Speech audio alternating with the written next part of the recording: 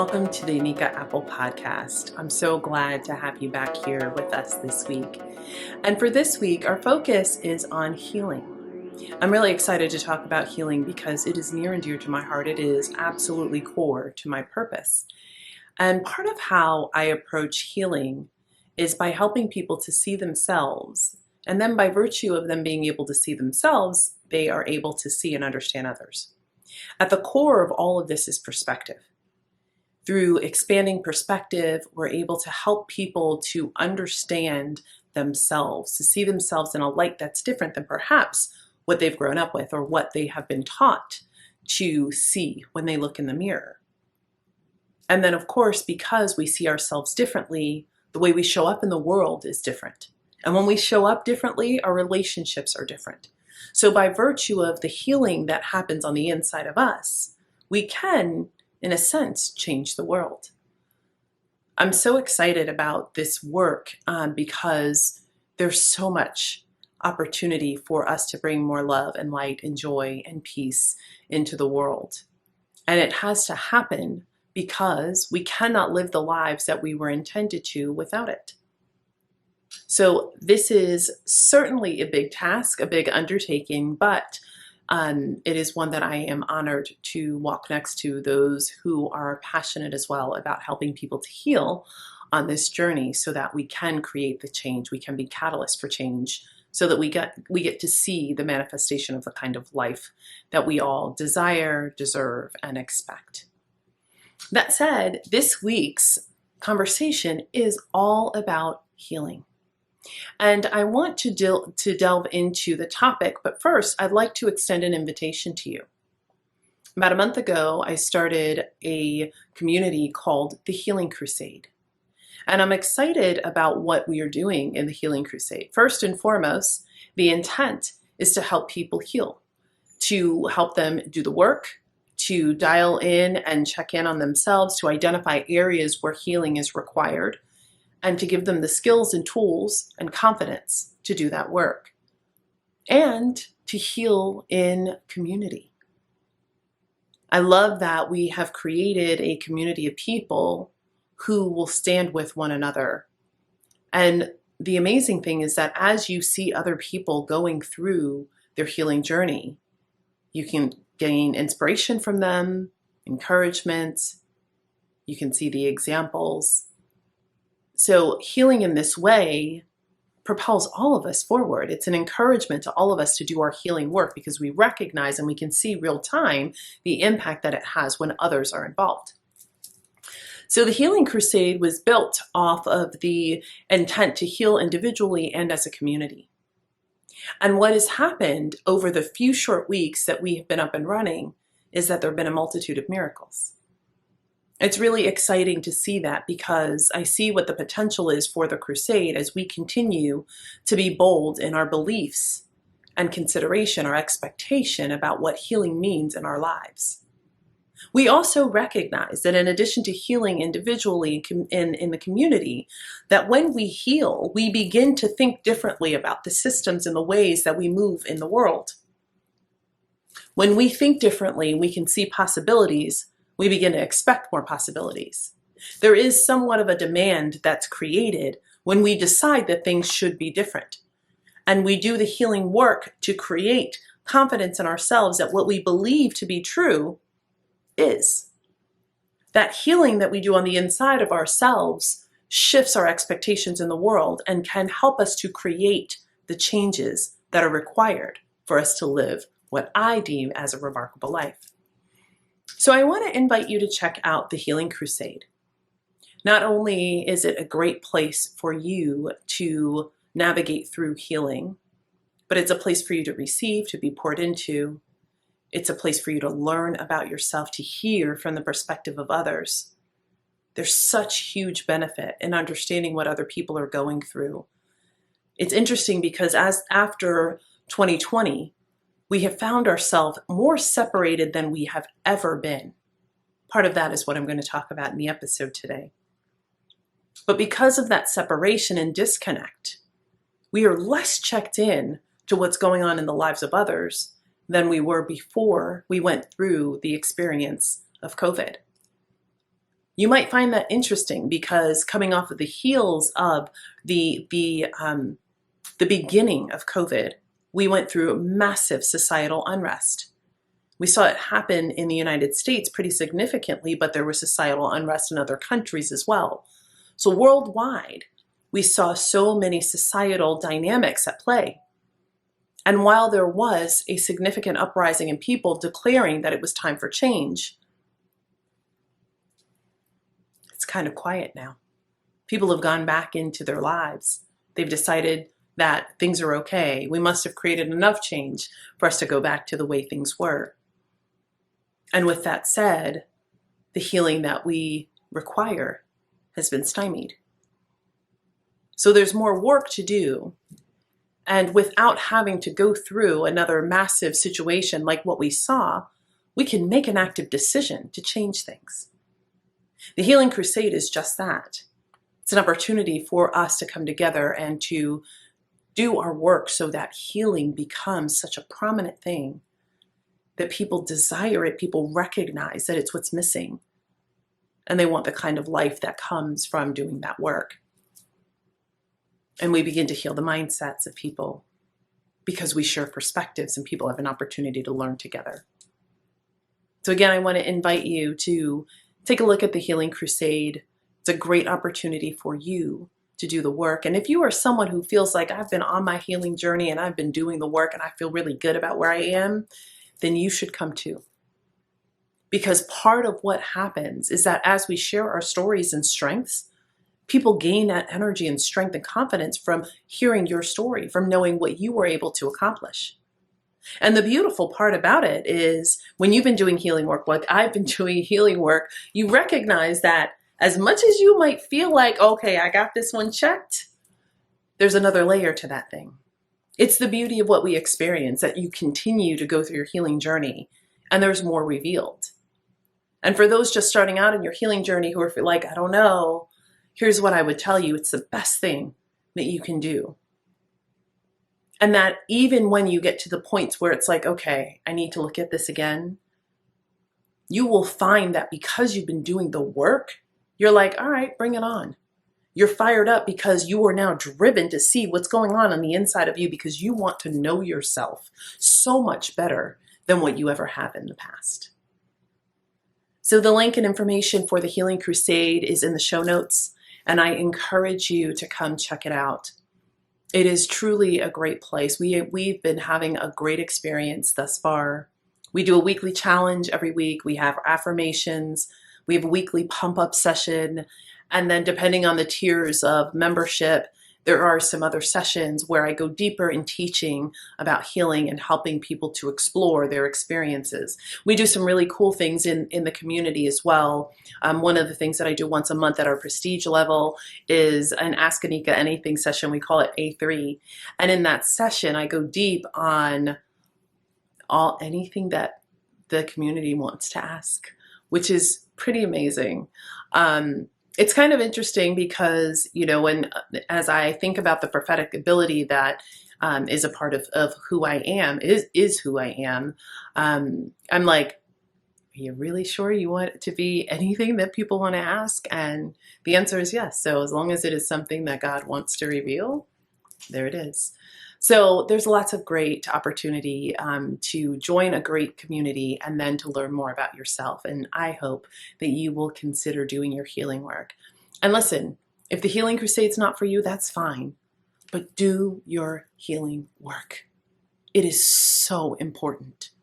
It has an impact on the quality of your life, on the longevity of your life, in the relationships that you have. It shows up in work, it shows up in play, it shows up in your family, it shows up in your own prayer time and the way you think about things and your ability to really stand boldly and firmly in faith. Healing is required.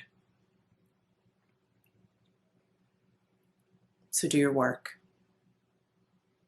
So what I want to talk about today, I'm dovetailing into our conversation. I want to go back to the point that I just raised a few minutes ago about the disconnect that we have as humanity. You might think, well, it's just kind of par for the course, but it certainly is not. We are meant to be connected. We are one community. As a matter of fact, There is a work that I've been doing, and hopefully it will be out and in your hands by the end of the year. But one of the things I talk about is the way that we are all connected. And in this connection that we have to one another, it is virtually impossible for anyone to truly have all of what is available to them when there are people tapped into the collective from an unhealed place. Now, that doesn't mean that we can't enjoy a good life. Certainly, you do your healing work. You focus on the things that are important, the priorities to you. You find your path to purpose. Like, you are definitely going to live a great life. It's just that the connectivity, like if you could imagine a drain on the energy that is there constantly, that's exacerbated by however many people are pulling against that energy and momentum that you have. It is so much more significant the more that people are unwilling to focus in and do their healing work. If you think about a company or an organization that you have been a part of, where there's been a portion of the team that has been really fired up and focused on vision and purpose, like they're like ready to go. But the large majority is kind of in that standoffish, like, I'm not doing it. I'm not in. I'm gonna watch y'all. I'm gonna see what you do. And then I'll make a determination about whether or not this is what I want. If you've ever experienced it, then you know exactly what I mean, that energetic pull. And for as much rigor as you might have, as much energy as might be present in the group who's like, yes, we're doing this, as much vision that may be cast, it's still hard to keep that momentum when there is that constant pull backwards. That's what's going on in society today. You want to know why we can't seem to keep momentum when we're trying to create change? That's why. And what we need to do is get to a place where we are shifting the pendulum some, where the scales are turning in the favor of healing. And we will get there. We will start to feel the effects of it the more people who we get focused on doing their healing work.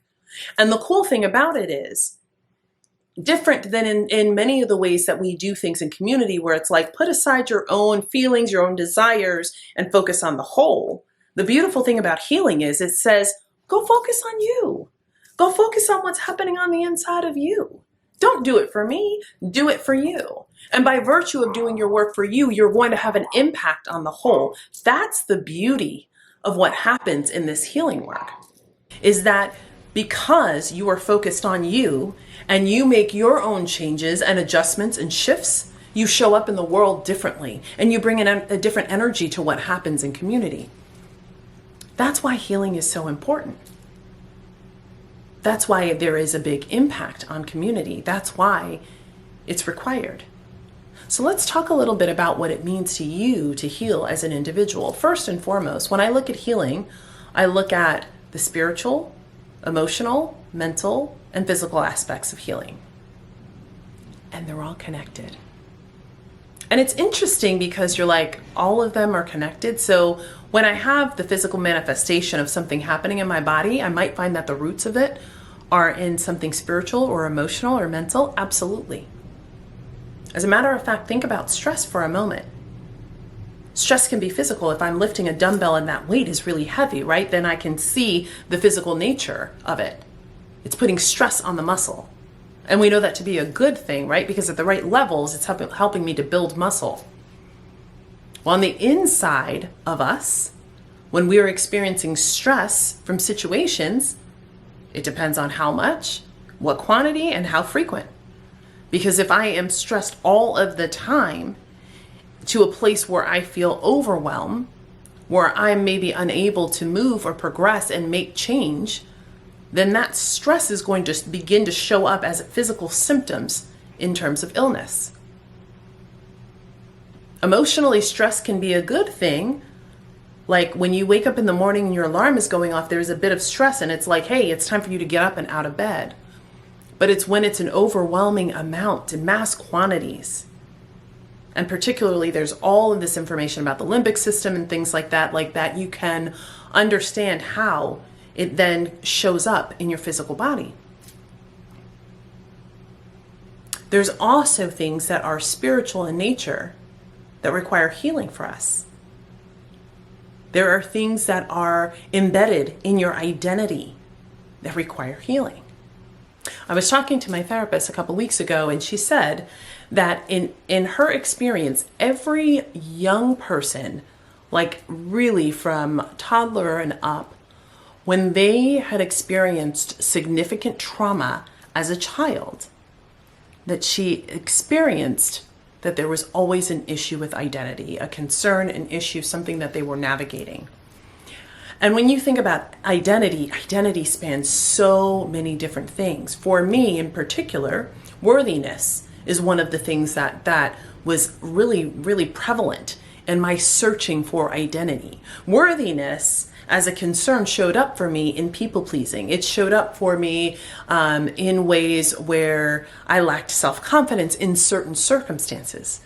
Identity showed up for me in not really fully understanding and grasping who I was, even having a difficult time believing it, even as a prophet, when I was very clear about God, what God was saying to me about who I was. And of course, as someone who experienced childhood trauma, there is an obvious recognition of that connectivity. So there's some work that has to be done on the inside of us to heal. And a lot of times the most difficult part of it is that we don't want to see ourselves. When we decide that we will do the work to really explore what's going on the inside of us, to see ourselves, everything changes. I talked about the connectivity to one another before, and I would tell you that when we can see ourselves, we have grace and empathy for what we have been through, why we are where we are, why we behave in some of the ways that we do. When we can just simply see it, I'm not even saying fix it or heal it or change it. When we can simply see it, we bring a different level of empathy into the world. We begin to see people in a way that's different. I would say to you that we look at people without the air of judgment attached. Because a lot of times, even though we say we're not judging, that's exactly what we do.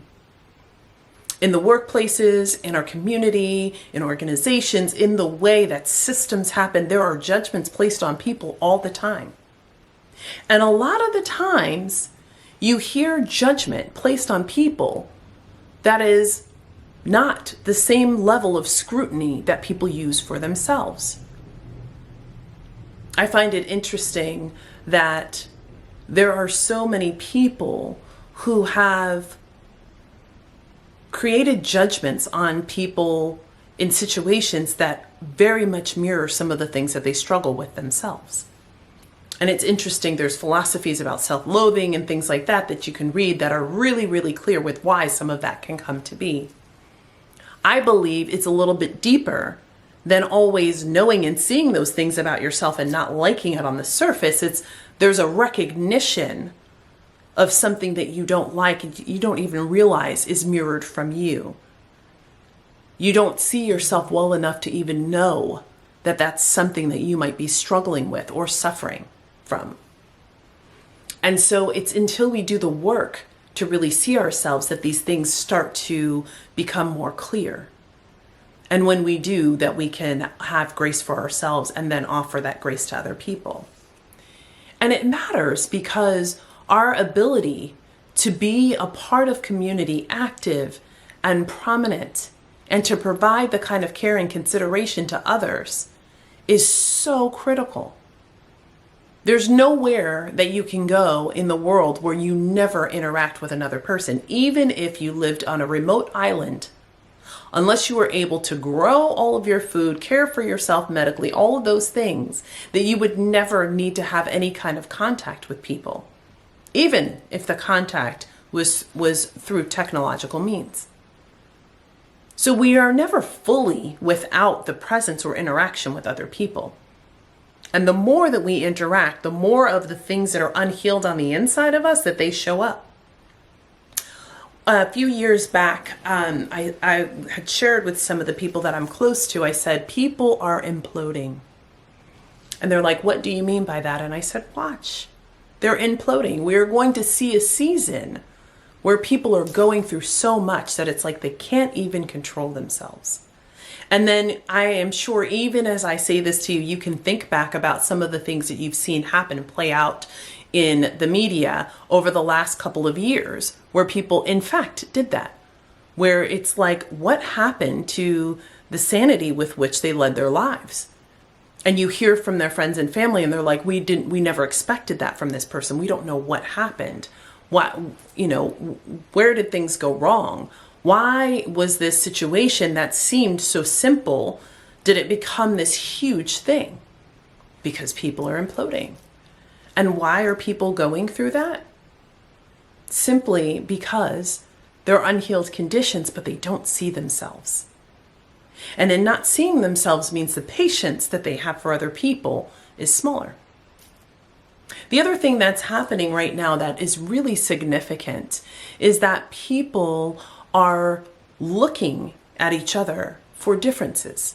Okay, now I know you're like, wait a minute, hasn't that been an issue? It has. But the level with which we do that is very different now than what it was before. We found a lot more common ground in the past. If you live in the United States like I do, you might immediately think, okay, there tends to be some gender issues, there tend to be racial issues, there are typically religious issues, but maybe those are the core of things that you think about right away. And then the next layer down, there's some more things, and then maybe the next layer down. But we are many, many, many layers deep in this thing. You can have a person look at someone and say, well, you look like me and you sound like me. You came from the same region of the country. You're the same nationality. You're around the same height. You like the same things, but you have a difference of opinion politically than I do. You have a difference of opinion about this particular social policy than I do. People are coming to a place where they don't know who the real adversary is. And so now it's like everyone is considered to be a threat to their way of life, to the way they see and perceive justice, to the way they understand things. And as everyone sits in that place, there is this inherent challenge of people thinking, believing that somehow they're under attack, somehow someone's out to get them, somehow someone wants something bad to happen to them. They want their experiences to not be good. And that's not necessarily true. But because we have lost this sense of commonality, common ground, we begin to see things from a distorted viewpoint. And without the frame of reference that says, I can see myself clearly, I don't really have a good vantage point to start from. You see, your perspective is about you. It's your experiences. It's the posture with which you stand at when you are looking at the world. It's informed by what you've gone through, what you've learned, what you know. It's impacted by what you feed yourself with. And so if all of those things are similar all the time, your perspective is not growing. You're reinforcing whatever the belief system already is. And in this day and age, you have to seek out knowledge that's different than what you may believe, because what is fed to you through the algorithms is similarity. You believe XYZ, you liked this, let me show you more of this. So inherently, even though we tend to look back at the generations before us as ones that didn't have as much diversity of mindset, or perhaps were not as inclusive as what we believe we are today, but yet our thought patterns are being led by the information that we receive. And because we've not done the work to heal, we're not able to identify ourselves in the litany of all of that information. We're not able to see, oh, my bias might be because my belief system is X, and because that's all that I'm taking in all the time, and because all of the people in my circle have the same experiences, grew up in the same place, etc., so forth. I'm not able to get myself to a place where I have a broadened perspective. People like to talk about tolerance a lot, but it's more than tolerance. If I think about my beliefs from a spiritual standpoint, we're called to love. And love means an acceptance of things, even when you don't agree. Love doesn't require you to change something to agreement in order to have it. You can have love for someone and simply not agree. In the state that we're in today, because of all the unhealed conditions that exist internally, that exist in our community, that exists in our societal norms, it makes it incredibly difficult to lead with love. And what it takes for you to be able to do that is a decision that there is something that is so much more important, that is required from us as we support one another in humanity. We cannot gain understanding without first allowing there to be the possibility that maybe what we hold to be true is not totally and fully inherently correct. Meaning, there's space for possibilities that something else could be true. And when we create space for that, then we can begin to hear and see and respect differences between people. And what is the core of all of this? Doing your healing work. Healing is required because we are growing a generation of people who are seeing the behaviors of those who are older than them. And what's happening right now is so pervasive that it stands to really tamper with the trajectory that they came here with, intending to deliver into the world. We have to take note at the fact that our unhealed conditions are going to continue to impact the generations to come if we don't do the work. I'll share this example with you before I close. I mentioned earlier in the broadcast that I am someone who suffered a trauma as a child. And what I will tell you about that is one of the biggest pieces attached to this experience is that there was this unhealedness in the people who were present who had discomfort with letting down the facade.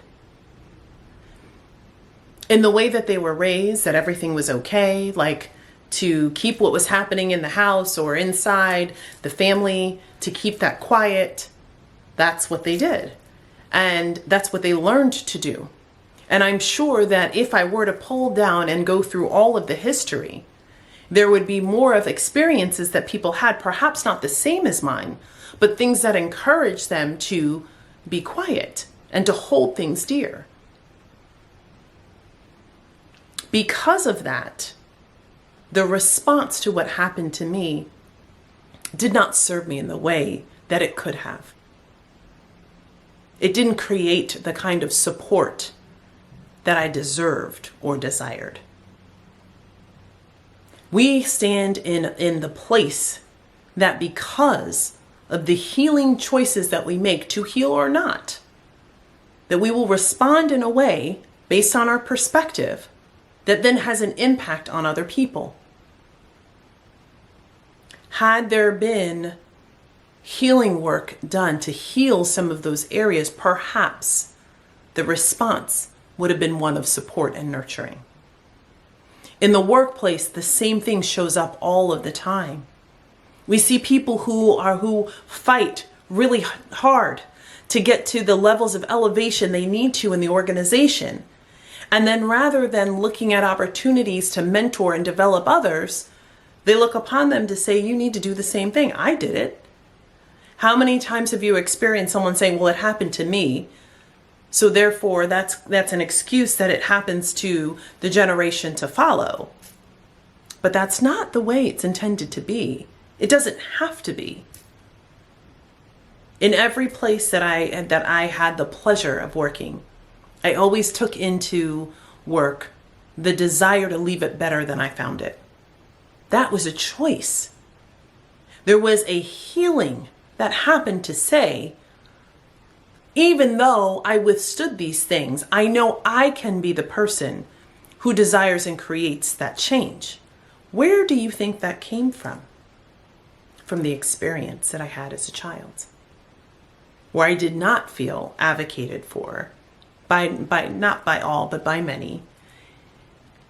And so in turn, The love of advocacy for others has been one of the driving forces in my life.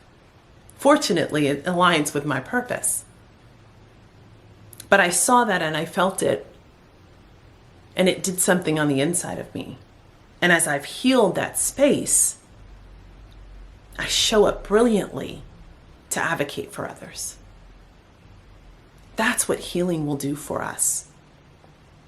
And although I'm one person with this one example, and there are so many others I could share, I can tell you that I've created so many pathways to healing for others because of my experience. But had I not done the healing work and continued to do it over the years, then perhaps I wouldn't be in a place where I'm even speaking to you right now and sharing this part of my story. Because I had the opportunity and I took the reins to ensure that I did the healing work, I'm able to show up in society as someone who can be a catalyst for change, an advocate for others, and a source of light and love. You too have the same ability. And if you've listened to the podcast for the last couple of episodes 2 and 3 in particular, then you know there's much work to be done in our communities, our companies, our marketplace, and also in our lives as leaders. It's so interesting. We love the role of calling ourselves leaders, but then we don't want to do the work to lead. The work to lead requires that you heal. It requires that you address the things on the inside of you. If you take another workplace example, every year you have a performance review. Why? So that you can see how you did versus your expectations. Where's your version of that in your own personal life? Are you looking at yourself? Are you seeing who you are? Are you taking a listen to what your heart says? How's your heart? Because when you do the work, when you lean in and you do what needs to be done to take care of yourself and to heal, you will be positioned well to be a part of the change that we require to live the life that we desire. I thank you for listening to this episode today, all about healing, because it is required. And again, I want to encourage you, if you've not subscribed, to make sure you do so you don't miss out. You know, our next episode will be the Divine Guidance for October, and you definitely want to hear the update for what's happening in this month. I also want to encourage you to make sure that you turn on the post notifications so that you don't miss the episodes. And I would love it if you would leave me some feedback about what you thought about the episode. I invite your feedback, whether it is favorable or if you have a difference of opinion, because perspective matters. So share your thoughts. Lastly, as I mentioned at the beginning of this episode, the Healing Crusade is open, up and running, and we are a place for you. We have a spot for you if you desire to do your healing work with us, and we'd love to have you on board. The link to join is below. And you can explore my website at anikaapple.com for more information. Thanks for joining me this week, and I look forward to seeing you soon. As always, peace and blessings.